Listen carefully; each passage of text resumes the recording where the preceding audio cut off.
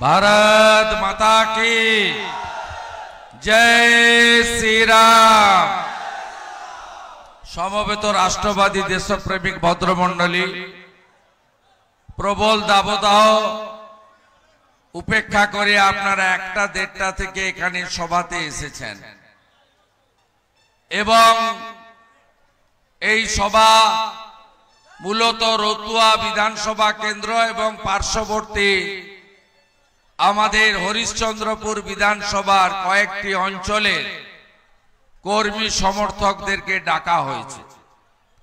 এই তীব্র দাবদাহের মধ্যে আপনারা এখানে উপবিষ্ট হওয়ার জন্য আমরা ভারতীয় জনতা পার্টির পক্ষ থেকে आंतरिक कृतज्ञता अभिनंदन श्रद्धा शुभेच्छा नमस्कार जोहार जानाई। निर्लज्ज तृणमूल कांग्रेस तारा जाने এই নির্বাচনে তাদের ভরাডুবি হবে, তাই দোকান কাটা মমতা ব্যানার্জির পার্টি গতকাল ভোটের পরে কোচবিহার আলিপুরদুয়ার জলপাইগুড়িতে তথাকথিত আইপ্যাকের বুদ্ধিতে বিজয় মিছিল করেছে।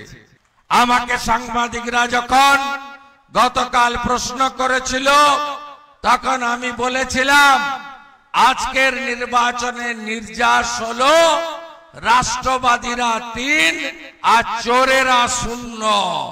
চোরেরা বড় শূন্য পেয়েছে। এই নির্বাচনে আমি মনে করি মালদা জেলাতে লড়াই কার সঙ্গে হচ্ছে?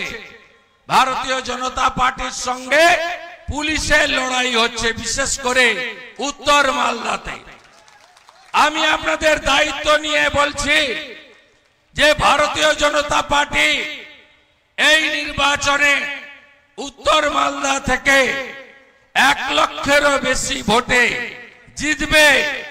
কোন পুলিশের ক্ষমতা নাই। প্রদীপ যাদব কান খুলে শুনে রাখুন, ঠিকা নিয়েছেন না?